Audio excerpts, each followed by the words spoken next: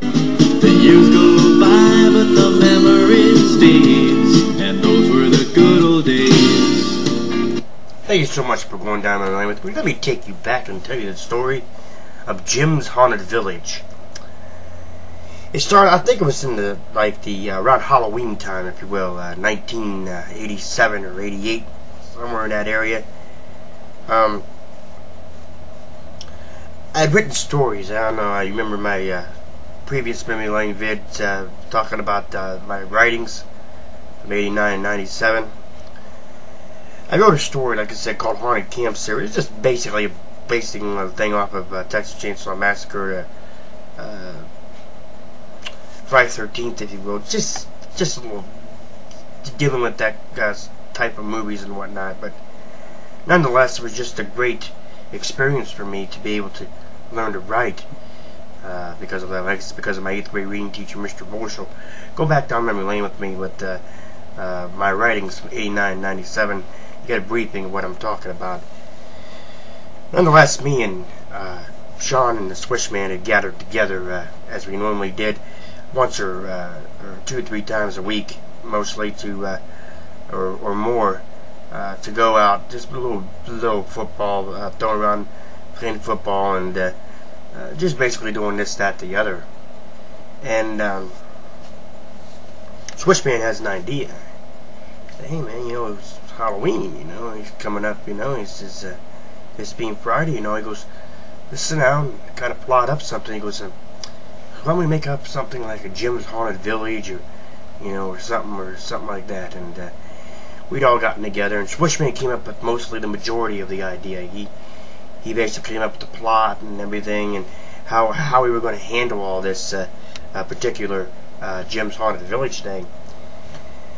I think we started it, went out and done the trick-or-treating thing, and we ended up going out and doing all that, and of course, like I said, I don't remember if I trick-or-treated or not. I'm not quite sure exactly how old I was before I stopped going trick-or-treating, to be honest with you. I think I was basically over with trick-or-treating at the time, because I was around that time I would have been 15, 16-year-old, I believe. Let's see. Yeah, I was around 15, 16 years old at the time. So yeah, I think I gave up trick-or-treating then. Matter of fact, I know I did.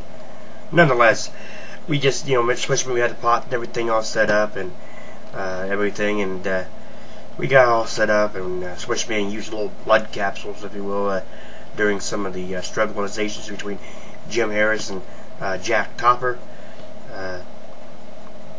Anyway, nonetheless, it was just one of those harebrained schemes that we all come up with, and we went ahead and done it. And at the end of it, my Aunt Patty had made some Kool-Aid, and Sean had got some Kool-Aid together, had it all set up and everything, and we sold Kool-Aid for 35 cents a cup.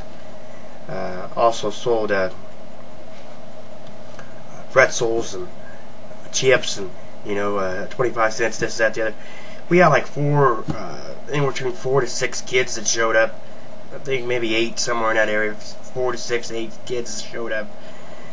We made about $8, $9 during Jim's Haunted Village, and nonetheless, we just had a good time. And we did scare a few kids along the way, and that was fun just to be able to do that. And like I said, we split that $8 or $9 amongst ourselves, and it was just something that, looking back on now and doing it, Shaw was our little excuse me, our little tour guide, giving everybody the update on exactly what was what in Jim's Haunted Village.